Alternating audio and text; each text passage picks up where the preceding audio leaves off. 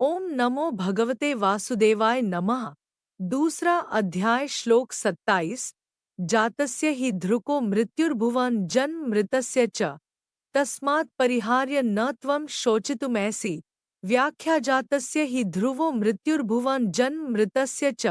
पूर्व श्लोक के अनुसार अगर शरीरी को नित्य जन्मने और मरने वाला भी मान लिया जाए तो भी वह शोक का विषय नहीं हो सकता, कारण कि जिसका जन्म हो गया है वह जरूर मरेगा और जो मर गया है वह जरूर जन्मेगा। तस्मात् परिहार्यर्थे न त्वं शोचितुमर्हसि। इसलिए कोई भी इस जन्म मृत्यु रूप प्रवाह का परिहार नहीं कर सकता, क्योंकि इसमें किसी का किंचन मात्र भी वश नहीं चलता। यह जन्म मृत्यु रूप प्रवाह तो अनादिकाल से चला आ रहा है और अनंतकाल तक चलता रहेगा। इस दृष्टि से तुम्हारे लिए शोक करना उचित नहीं है। ये धृतराष्ट्र के पुत्र जन्मे हैं तो जरूर मरेंगे। तुम्हारे पास ऐसा कोई उपाय नहीं है जिससे तुम उनको बचा सको।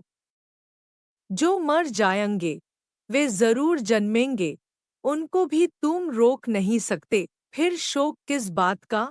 शोक उसी का कीजिए जो अनहोनी होए, अनहोनी होती नहीं। होनी है सो होए। जैसे इस बात को सब जानते हैं कि सूर्य का उदय हुआ है तो उसका अस्त होगा ही, और अस्त होगा तो उसका उदय होगा ही। इसलिए मनुष्य सूर्य का अस्त होने पर शोक चिंता नहीं करते। ऐसे ही है अर्जुन, अगर तुम ऐसा मानते हो कि शरीर के साथ ये भीष्म, द्रोण आदि सभी मर जाएंगे तो फिर शरीर के साथ जन्म भी जाएंगे। अतः इस दृष्टि से भी शोक नहीं हो सकता। भगवान ने इन दो श्लोकों में जो बात कही है वह भगवान का कोई वास्तविक सिद्धांत नहीं है। अतः अच्छा पद देकर भगवान ने दूसरे पक्ष की बात कही है कि ऐसा सिद्धांत तो है नहीं, पर अगर तू ऐसा भी मान ले तो भी शोक करना उचित नहीं है।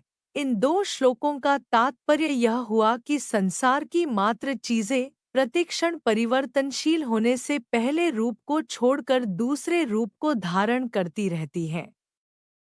इसमें पहले रूप को छोड़ना या मरना हो गया और दूसरे रूप को धारण करना या जन्मना हो गया। इस प्रकार जो जन्मता है उसकी मृत्यु होती है और जिसकी मृत्यु होती है वह फिर जन्मता है। यह प्रवाह तो हरदम चलता ही रहता है।